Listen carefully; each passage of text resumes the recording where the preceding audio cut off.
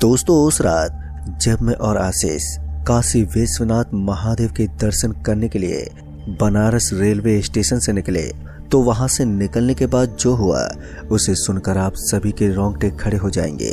और फिर दोस्तों, जो चमत्कार हमने देखा उसे सुनकर आप भी हैरान हो जाएंगे। तो चलिए शुरू करते हैं इस घटना को और भी विस्तार से। दोस्तों, मेरा नाम मोहित है। सुबह के 9 बजे जब मैं अपनी मम्मी को बाइक पर बैठाकर डॉक्टर के पास ले जा रहा था कि तभी किसी ने मुझे आवाज दी। उस आवाज को सुनकर जब मैंने उस ओर देखा तो मेरा दोस्त आशीष था। उसे देखकर मैंने बाइक रोक दी और बाइक के रुकते आशीष मेरे पास आया और मम्मी को प्रणाम किया। तो मैंने उससे कहा कि कैसे हो भाई, बहुत दिन के बाद मिले हो। मेरे इतना कहने पर आशीष ने बताया कि मैं चाचा के पास चंडीगढ़ गया था और कल ही घर वापस आया हूँ, क्योंकि आज ही मेरा एग्जाम है, तो इस वजह से मुझे आना पड़ा, नहीं तो कुछ दिन वहीं पर और रुकता। अब आशीष की बात सुनकर मैंने उससे कहा, वैसे एग्जाम कहाँ पर हो रहा है? तो उसने बताया कि बनारस में, और साथ ही मुझे बनारस चलने के लिए कहा। अब आशीष के इतना कहने पर मैंने उसके साथ जाने के लिए हाँ बोल दिया, क्योंकि मैंने बनारस कई बार जाने की सोची पर मैं जा नहीं पा रहा था, क्योंकि उस वक्त मुझे कुछ ना कुछ काम ही पड़ जाता था। इस वजह से मैं नहीं जा पाया था। इस वजह से आशीष के मुंह से बनारस जाने की बात सुनकर मैंने उसे जाने के लिए हाँ बोल दिया। अब उसके साथ जाने के लिए मैंने हाँ तो बोल दिया। तो उसने बताया कि शाम के 5 बजे की ट्रेन है, तो तुम स्टेशन पर 4:45 तक आ जाना।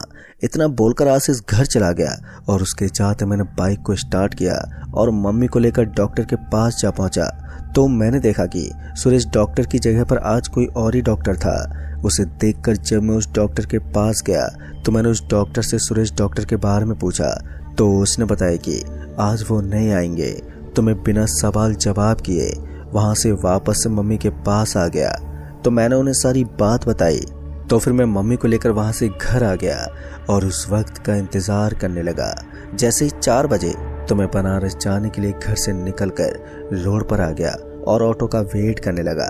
फिर कुछ समय बाद एक ऑटो मेरी तरफ आती हुई नजर आई और उस ऑटो को देखकर मैं उस ऑटो को हाथ देने लगा। मुझे हाथ देता हुआ ऑटो ड्राइवर ने अपना ऑटो रोक दिया और ऑटो के रुकते ही मैंने देखा कि ऑटो में एक लड़की बैठी थी जिसने बुर्खा पहना हुआ था। तो मैंने उस ऑटो ड्राइवर से कहा कि मुझे दादूपुर रेलवे स्टेशन जाना है, और मेरे इतना कहने पर उस ऑटो ड्राइवर ने मुझे ऑटो में बैठने का इशारा किया। अब ऑटो ड्राइवर के इशारा करते ही मैं ऑटो के अंदर बैठ गया। ऑटो के अंदर बैठते ऑटो ड्राइवर ऑटो को लेकर स्टेशन की ओर जाने लगा। तभी उस लड़की के मोबाइल पर फोन आया, तो उसने उठाकर बात की। तो पता चला कि जो एग्जाम आशीष देने के लिए बनारस जा रहा है, तो वही एग्जाम ये लड़की भी देने जा रही थी। फिर जब कुछ समय के बाद ऑटो दादूपुर स्टेशन पर पहुंची, तो मैं ऑटो से उतरकर उस ऑटो ड्राइवर को पैसा देकर स्टेशन के अंदर आ गया। तभी मैंने घड़ी में समय देखा, तो अब 4:40 हो रहे थे, यानी कि 5 बजने में 20 मिनट बाकी थे। तो मैं वहीं पास के एक बेंच पर बैठ गया और आशीष का वेट करने लगा। अभी मैं आशीष का वेट ही कर रहा था कि तभी वो लड़की मेरे पास आकर बैठ गई। अभी मैं उस लड़की की ओर ही देख रहा था कि तभी आशीष आ गया। तो उसने मुझे टिकट लेने का इशारा किया। आशीष के इशारा करते ही मैं टिकट काउंटर पर जाकर 2 टिकट ले आया और फिर ट्रेन का वेट करने लगे। जैसे ही शाम के 5 बजे तो वैसे ही ट्रेन हॉर्न देते हुए ट्रेन स्टेशन पर आकर रुक गई, और ट्रेन के रुकते ही हम दोनों ट्रेन के अंदर जाकर बैठ गए। और फिर कुछ समय के बाद ट्रेन ने स्टेशन छोड़ दिया। अभी हम दोनों आपस में बातें कर रहे थे कि तभी ट्रेन अचानक से रुक गई। ट्रेन के रुकते मेरे पास बैठे पैसेंजर ने बताया कि शायद कोई ट्रेन आ रही है, इस वजह से ट्रेन यहाँ पर रुकी है। और अब ट्रेन को यहाँ पर रुके हुए 1 घंटा होने को हो गया था, पर ट्रेन आगे बढ़ने का नाम ही नहीं ले रही थी। और कुछ पैसेंजर ट्रेन से नीचे उतरकर इधर उधर घूम रहे थे। पर सबसे हैरान की बात तो ये थी कि जिस जगह पर ट्रेन रुकी थी वहां पर दूर दूर तक कुछ भी नजर नहीं आ रहा था। लेकिन अब शाम होने को थी, पर ट्रेन अभी भी उसी जगह पर खड़ी थी कि तभी ट्रेन ने हॉर्न दिया। और ट्रेन के हॉर्न देते ही जो पैसेंजर ट्रेन से नीचे उतरे थे, ट्रेन के हॉर्न सुनकर अपनी अपनी सीट पर आकर बैठ गए और ट्रेन हॉर्न देते हुए निकल पड़ी। फिर जब मैंने घड़ी में समय देखा तो रात के 7 बज गए थे। तो मैंने आशीष से कहा कि यहीं पर 2 घंटे बीत गए हैं और अब हमें वहां पर पहुंचते पहुंचते रात के 1 बज जाएंगे। मेरे इतना कहने पर उसने कहा कि कोई बात नहीं, बनारस में स्टेशन से कुछ ही दूरी पर मेरे ताऊ का लड़का रहता है, स्टेशन पहुंचकर कॉल करके उसके पास चले जाएंगे। इतना बोलकर आशीष ने कहा कि मुझे अब नींद आ रही है। इतना बोलकर वो सोने लगा और मैं अपना फोन निकाल कर चलाने लगा। फोन चलाते चलाते मुझे अब 1 घंटा बीत गया था और अब मेरी भी आंखें भारी होने लगी थी, जिस वजह से मैंने फोन को अपने पॉकेट में रख लिया और पीछे की तरफ अपना सर करके बैठा रहा। बैठे बैठे कब मेरी आंख लग गई मुझे कुछ पता ही नहीं चला।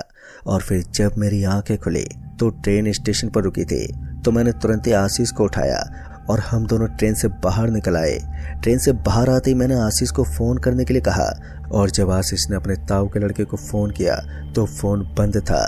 तो मैंने आशीष से कहा कि यार अब हम क्या करेंगे। मेरे इतना कहने पर आशीष ने कहा कि मुझे पता है कि मेरे ताऊ का लड़का कहाँ पर रहता है। फिर हम दोनों स्टेशन से बाहर निकल आए और स्टेशन से बाहर आने पर मुझे एक ऑटो दिखाई पड़ा। उस ऑटो को देखकर हम दोनों उस ऑटो के पास तो आ गए और फिर मैंने उस ऑटो ड्राइवर से कहा, अरे भैया होटल राज पैलेस चलोगे क्या। आशीष के इतना कहने पर उस ऑटो ने हमें ऑटो में बैठने का इशारा किया। ऑटो ड्राइवर के इशारा करते ही हम दोनों ऑटो के अंदर बैठ गए।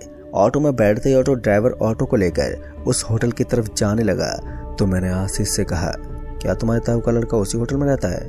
मेरे इतना कहने पर आशीष ने बताया कि नहीं यार, उस होटल के पास ही रूम लेकर रहते हैं वो। अभी हम दोनों आपस में बातें कर रहे थे कि तभी ऑटो ड्राइवर ने ऑटो रोक दी। ऑटो के रुकते ही मैंने उस ऑटो ड्राइवर से कहा, क्या हुआ जो यहाँ पर ऑटो रोक दिया आपने।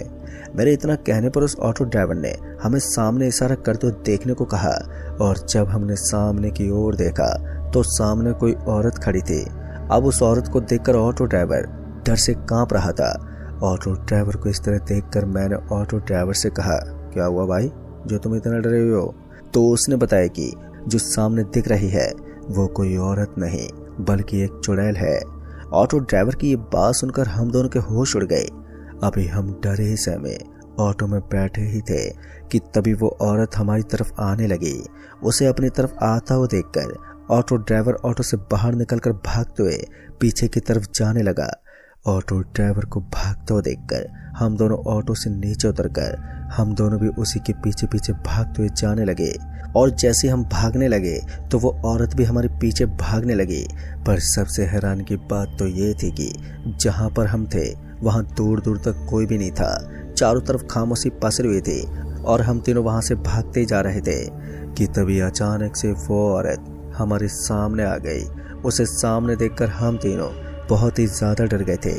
डर से हम तीनों कांप रहे थे कि तभी उस औरत ने उस ऑटो ड्राइवर का गला पकड़ लिया और देखते ही देखते उस औरत का चेहरा बहुत ही ज़्यादा भयानक हो गया। अब उस औरत का भयानक रूप देखकर हम दोनों बहुत ही ज़्यादा डर गए थे। डर से हम दोनों के हाथ पैर कांप रहे थे। अभी हम दोनों डरे सहमे उस औरत को देख रहे थे कि तभी उस औरत ने उस ऑटो ड्राइवर की गर्दन घुमा दी, जिसे देखकर मेरे रोंगटे खड़े हो गए और आशीष ये मंजर देखकर मानो जमसा गया था। तभी वो औरत उस ऑटो ड्राइवर का खून पीने लगी और उसे खून पीता हुआ देखकर हम दोनों वहां से भाग खड़े हुए। और जब मैंने पीछे पलट कर देखा तो वो औरत नजर नहीं आ रही थी और चारों तरफ वहां पर सिर्फ सन्नाटा पसरा हुआ था। अब हमें कुछ भी समझ में नहीं आ रहा था कि हम किस ओर जाएं, क्योंकि अब हम किसी से मदद भी नहीं ले सकते थे। दरअसल जब हम दोनों उस औरत से बचने के लिए भाग रहे थे तो मेरा फ़ोन मेरे पॉकेट से निकलकर गिर पड़ा और आशीष के फ़ोन को पता नहीं क्या हो गया था कि वो ऑन ही नहीं हो रहा था। अब हम दोनों बहुत ही बुरी तरह से फंस गए थे और दूर दूर तक कोई भी वहाँ पर नज़र नहीं आ रहा था। सिर्फ जो नज़र आ रहा था तो वो था रोड के बगल में खड़े खंबे। हम दोनों उसकी लाइट की रोशनी के सहारे आगे की तरफ बढ़ रहे थे कि शायद यहाँ पर कोई मदद मिल जाए। अभी हम दोनों आगे की ओर बढ़ रहे थे कि तभी हमें एक आदमी आता हुआ दिखाई दिया।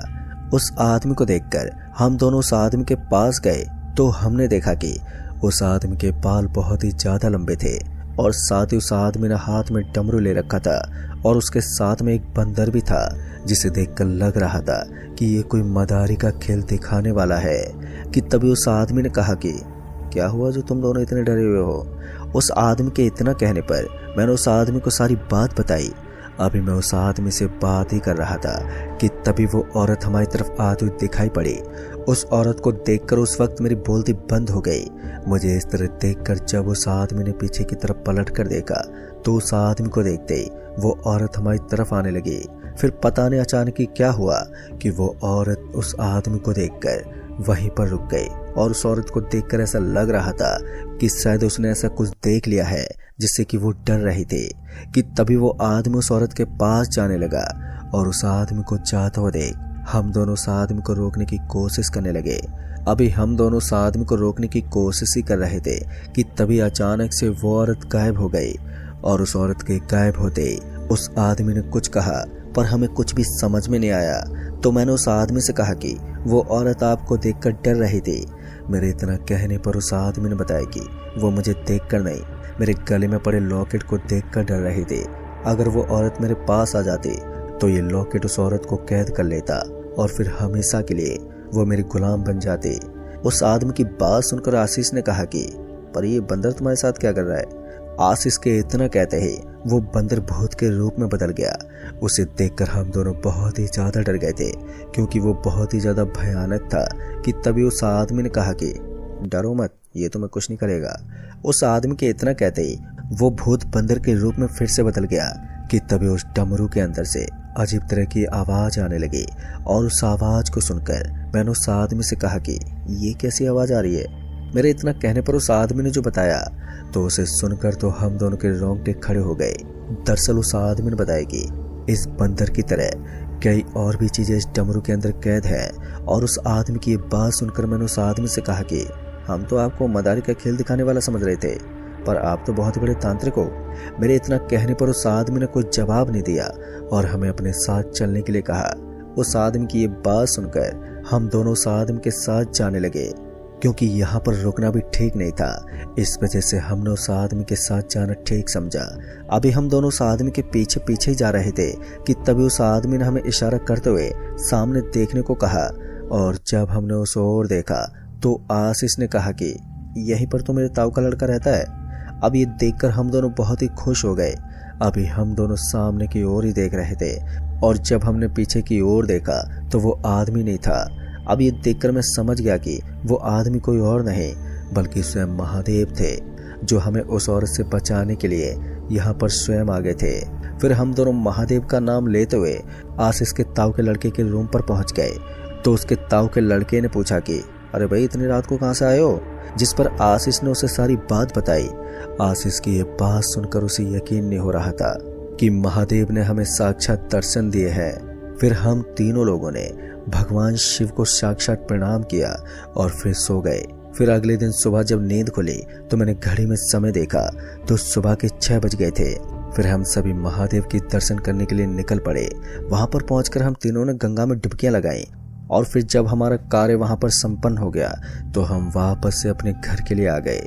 दोस्तों ये तो थी मेरी जिंदगी की सबसे खौफनाक रात और जिंदगी की सबसे खूबसूरत रात क्योंकि उस रात हमने महादेव के साक्षात दर्शन जो किए थे। तो दोस्तों इस कहानी में बस इतना ही। तब तक के लिए बाय एंड टेक केयर।